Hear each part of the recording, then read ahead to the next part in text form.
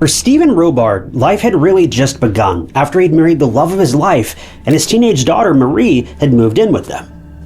But in the winter of 1993, this family's lives would change forever. The family had settled in for an early dinner of tacos, Stephen's favorite. He ate every bite, thanked his family for making them, then headed off to church services. But within 2 hours, Stephen would collapse. He was unable to breathe. His autopsy revealed he passed away of a simple heart attack, and that was that. No warning, no history, nothing suspicious. But what no one knew was that Steve's final meal might have been the very thing that killed him.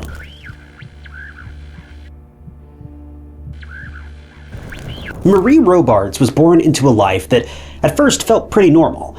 Her parents, Stephen and Beth, had been high school sweethearts. They married young at just 18, and 2 years later, Marie came along. But that kind of start doesn't always last. As Marie grew up, her parents' marriage began to fall apart. Stephen struggled with depression, bouncing from job to job, and eventually the strain became too much. They divorced. Marie stayed with her mother, Beth, and only saw her dad every so often.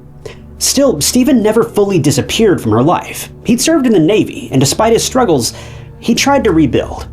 Eventually, he found some stability, working as a mail carrier for the United States Postal Service, a job that he genuinely enjoyed. He was outdoors, moving, starting to feel like himself again. And he also met someone new, Sandra. And for the first time in a while, things seemed steady. Meanwhile, Marie was growing into a strong young woman who was hard to not take notice of. By the time she was 16, she was a straight-A student, driven, involved, and well-liked. She did well in school, stayed active in extracurriculars, and naturally drew attention. On the surface, she had everything going for her. But at home, things were shifting again. Beth had now remarried, and Marie didn't get along with her new stepfather. The tension built quietly but steadily, until it became clear that something had to change. So Marie moved in with her dad, and for her, this wasn't a setback, it was something she was genuinely excited about. She wanted that time with him, and Stephen did too. The two were kind of like two peas in a pod. They loved hanging out together. So this move was actually great for them both.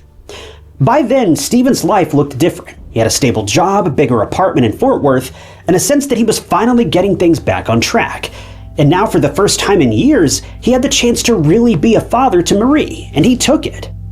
The two of them settled into a rhythm. Marie got along well with Sandra, helped around the house, cooked for the family, especially Mexican food, one of Stephen's favorites. And for a while, everything felt right. Like maybe this was how things were supposed to be. But it wouldn't last, because soon tragedy would come creeping in, and everything in Marie's life would change.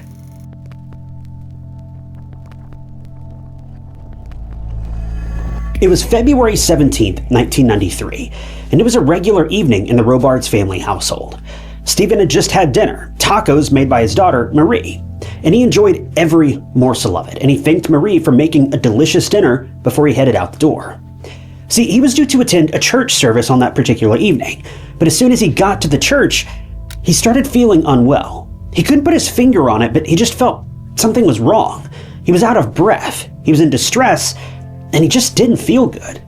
Nonetheless, he managed to make it to the end of the church service, got home, but after that, things went downhill. Stephen was getting worse. Sandra and Marie were both worried because as time went on, his condition wasn't getting better.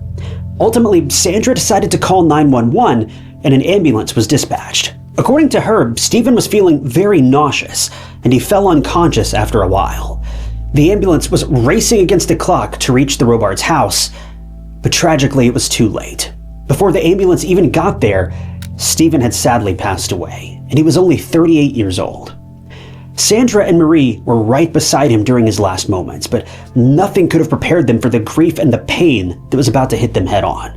Because he was relatively young. His family did request an autopsy because up until this point, they had no idea what had even happened to him and how his health had declined to the point of crashing completely.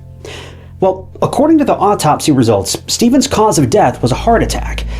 This came as a surprise for everyone because he'd never had heart complications before. But heart attacks can be pretty unexpected, and they can affect anyone regardless of your lifestyle or age. There was nothing malicious or nefarious in the autopsy.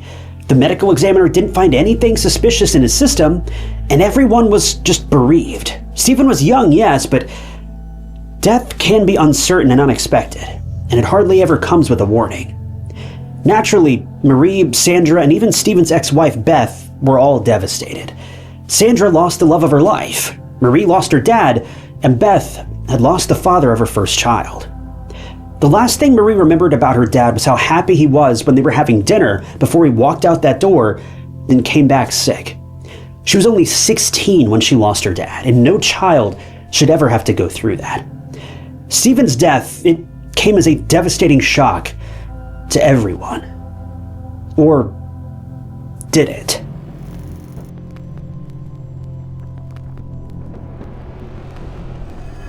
Since Marie didn't have her dad to live with anymore, living in Fort Worth was kind of difficult at this point, so she was sent to live with her grandparents. She had now just lost her dad, and now life as she knew it was never going to be the same again. She had to pack up everything and leave for Mansfield, Texas, to live with her grandparents. She enrolled in Mansfield High School, and her transition was relatively easy for her.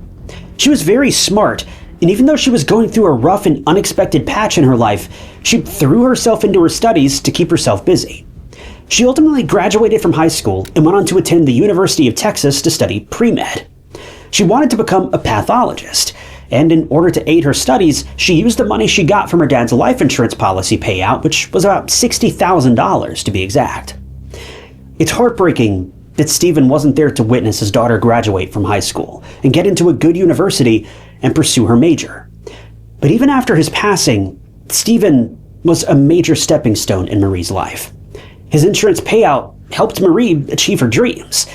But you might be wondering, if Stephen's passing was accidental and purely medical, well, what are we doing here? This is a true crime channel. Well, things were not what they seemed, and detectives were able to figure this out firsthand because Stephen's passing was not accidental, and they knew it. Now, his autopsy states that he passed away of a heart attack, which came out of the blue. But was that really the truth? Just a second ago, I mentioned that death doesn't come with a warning. But what if it did in Stephen's case, and he just didn't see it? What if someone close to Stephen was sporting that warning label? The police thought this too, and unbeknownst to everyone who knew Stephen, the police were busy looking into his untimely passing. They were certain there was something fishy about his death. They knew it was not accidental. They just had to prove it.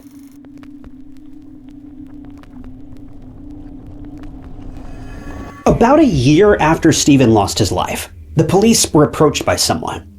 It was a woman by the name of Stacy High. She'd come to the police because of a very peculiar incident that had occurred. It had to do with a scene in Hamlet, a classic William Shakespeare play. You might be thinking, where does Hamlet come into all of this, and who is Stacy? Well, according to Stacy, she was reading a particular line in Hamlet when she looked up at the person next to her and saw said person in tears and hysteria. Here Stacy was just admiring the lines written by this literature magician, and suddenly she saw someone bawling their eyes out. So who was this person in tears? Well, it was Stacy's best friend from Mansfield High School, Marie Robards, Stephen's daughter. But why was she crying? Well, after Stephen's passing, you already know that Marie went on to live with her grandparents in Mansfield, and she enrolled in a new high school. She immediately clicked with another girl by the name of Stacy High, and the two were really good friends until the end. They had a lot in common. They worked really well together, and there was never a dull moment between the two. Well, during their senior year, they were required to read William Shakespeare's play, Hamlet, for an English class project. So the two got together and they started reading the play. As Stacy got to a scene in Act 3, when King Claudius was agonizing over how to repent after murdering his brother, Stacy was in awe over the writing, and she looked up at Marie to comment over this part of the story when she noticed Marie being very emotional. But then the weirdest thing happened. Totally unprovoked, Marie asked Stacy if she believed it was possible, quote, for a person to not have a conscience. This question was out of the blue for Stacy. She didn't know how to answer that, but something in Marie's eyes told her she'd been hiding something for a very long time. Within minutes, Marie broke down and confessed to her best friend, who's a high schooler, mind you, that she had done something really bad. Now, up to this point, Stacy's definition of being bad meant maybe having a fling with a boy or sneaking out or something. She was literally a high school student, so you can kind of understand where these thoughts are coming from. But Stacy never expected the words that came out of Marie's mouth when she asked what she had done. I mean, what would you expect? Surely not murder. Anything but murder. But that is exactly what Marie told Stacy. She confessed to her unsuspecting best friend that she had murdered her own father a year ago. Stephen's death was not accidental. He was poisoned by someone, and that someone was his own daughter, 16-year-old Marie. Stacy was completely floored. She did not expect something like this. Marie, a straight-A model student who'd never done anything wrong in her life, had confessed to doing the unthinkable. Seems like her perfect image was only a facade, and this just proves that straight A's can be a trauma response too, because the perfect model student, Miss Goody Two-Shoes, was responsible for her own father's untimely death. But little did Marie know, Stacy would be the one to implicate her to the authorities, because why wouldn't she? This was something serious. The whole town knew of Stephen's untimely passing, and everyone was shocked and in disbelief that it was a heart attack. Well, it turns out it wasn't. Stephen's own daughter was the cause of his passing.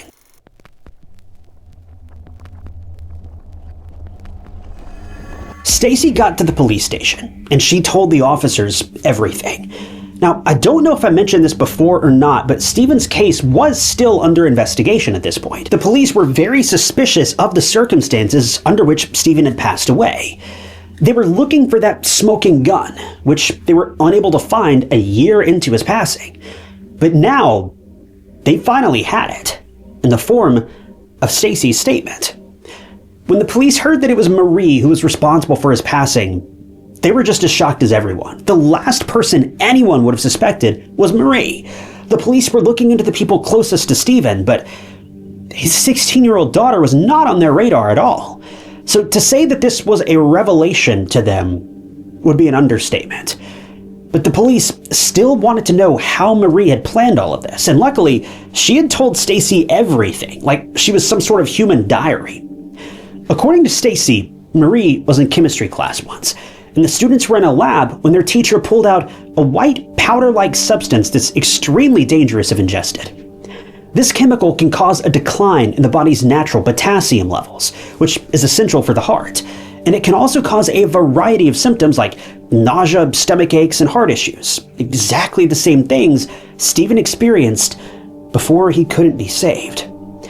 Marie was extremely fascinated by this substance ever since her teacher warned the students that it was highly toxic and should never be ingested. But Marie was already hatching a plan. She stole some of the poison from the lab when no one was looking, and she stuffed it in her bag. You hear of people going to great lengths to get their hands on shady and toxic substances, and here you have Marie conveniently stealing a literal toxin from her high school chemistry class. To give you an idea of the timeline, she stole this compound from her chemistry lab about a week before Stephen's passing. So this already reeks of premeditation. She had 7 days, hundreds of hours, to pull back from her plan, but she didn't, because she had murder on her mind. If you remember, on the fateful day of Stephen's passing, it was Marie who fixed dinner for everyone, and she decided to make tacos for her dad. Turns out she laced her dad's plate with the powder. It was later found out that the amount of poison in those tacos was almost 28 times the lethal dose, tragically cementing Stephen's fate. Marie was right by her dad's side, emotionless and cold as he ate the tacos happily. The tacos that he knew his daughter made special for him. They were one of his favorite things. Marie knew that it was just a matter of time before Stephen's condition would deteriorate, and she was unfortunately right. Stephen lost his life a couple hours later, and Marie, the person who gave her dad the laced food, was right there seeing everything go down. Sandra was horrified when Stephen started to act weirdly and wasn't getting any better, and Marie just sat there, waiting for everything to reach a tragic end. Not once did she try to help or come clean about what she had done. Stacy was forced to promise to keep her lips zipped by Marie, but her conscience won in the end. because best friend or not, she couldn't sit there and pretend like she didn't know the greatest detail in her best friend's dad's passing. So she told the police everything from start to finish. But the police were now left with one serious question. Why did Marie want her father gone? What could have happened between the two that led to such an escalation? Well, the police were busy digging up several pieces of evidence, and the one very crucial thing they needed to confirm was whether Marie had stolen that compound from the school's lab. When the school checked the lab and the manual of chemicals, a page was missing in the manual that usually had everything about a certain compound written on it. And can you take a wild guess which compound's page was missing? Well, now that the police knew that Marie had stolen the substance from the chemistry lab, they needed to figure out one final thing: its levels in Stephen's body at the time of his passing. If you remember, Stephen's autopsy didn't show any suspicious information. And that's because for a compound like this, there are special tests that are conducted. They can't be traced in a normal medical examination or an autopsy. This is specialized equipment and tests that have to be specifically requested. And since at the time of Stephen's autopsy, there was nothing that led the examiner to want to test for poison, he ended up not doing that test. And hence, that never showed up in the autopsy. But now, the police needed those specialized tests. So they managed to get their hands on Stephen's body tissue, and then it was sent in for testing. A mass chromatograph gas spectrometer was used to analyze Stephen's tissue, and lo and behold, there it was, the poison. This proved that he had this toxic compound in his system, and this was the reason for his sudden passing. This equipment also managed to find the exact amount of poison given to Stephen by his daughter. It was way too much, and you'll see why I'm harping on this in a bit, but for now, the police had everything they needed, and it was time to arrest Marie Robards.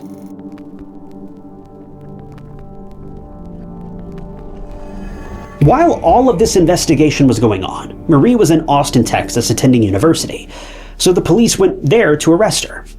When the police told her why they were there and what they were there for, she was emotionless, which is scary to think about. Even the police did not suspect her, and had it not been for Stacy coming clean to the police after several months of keeping the secret locked away, Marie would have gotten away with that crime.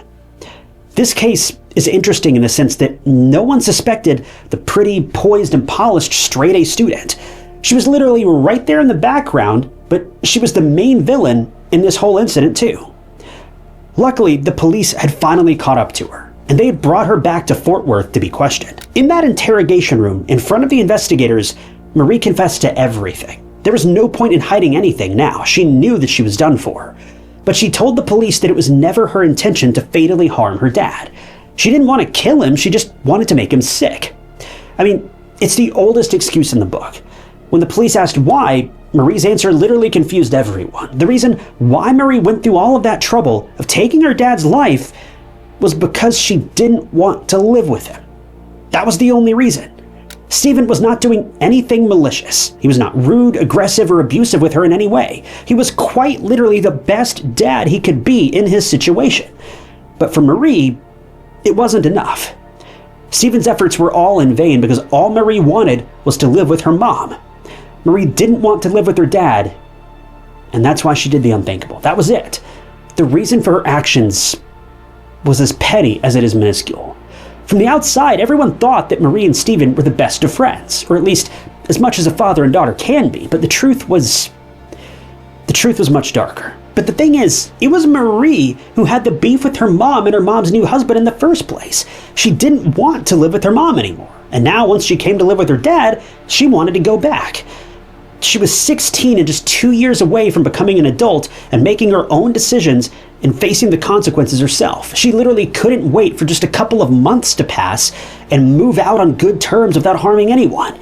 She really thought that getting rid of her dad, or at the very least getting him dangerously ill, was the best option at the table. I don't even understand how, as a teenager, someone could come to this conclusion. It's just so bizarre. But speaking of getting something back, you might be wondering, was Marie successful in even reuniting with her mom? No. See, after Stephen's funeral, Marie was probably excited that she'd get to live with her mom following her morbidly well-executed plan. Well, that was too bad for Marie because her mom and her new husband decided to move to Florida and not even tell Marie until after Stephen's funeral was over. So there's that.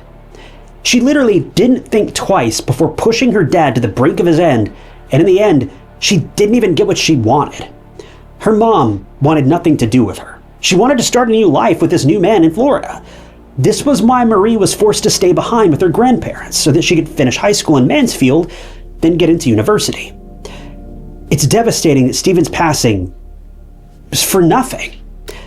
Well, her trial was held in 1995, and she stood by her innocence. She stood her ground that she didn't want to kill her dad. She only wanted to make him sick so that she could go back and live with her mom. Marie ended up pleading not guilty, and she was tried as an adult. This trial, and this whole case in particular, was very publicized, and it was sensational. You had a 16-year-old girl who murdered her father for personal gain. That's a headline you don't see every day back in the 90s. Well, in the end, obviously she was found guilty and sentenced to 27 years in prison in 1996. And even this sentence seemed harsh to a lot of people. There was a huge divide following the sentencing. People were sympathizing with Marie, who was a young girl who was left to deal with life on her own after seeing her parents get divorced, while others thought that Marie was a cold, calculated, and heartless murderer. You can pick sides yourself, but fast forward to 2003, Marie was released on parole after serving only about 9 years behind bars. As of present, we don't know much other than the fact that she's living under a new identity. She might be remarried, she might have kids, who knows? But one thing is for sure, she's now out in society, living normally, after she took an irreversible step simply because she didn't want to live with her dad anymore.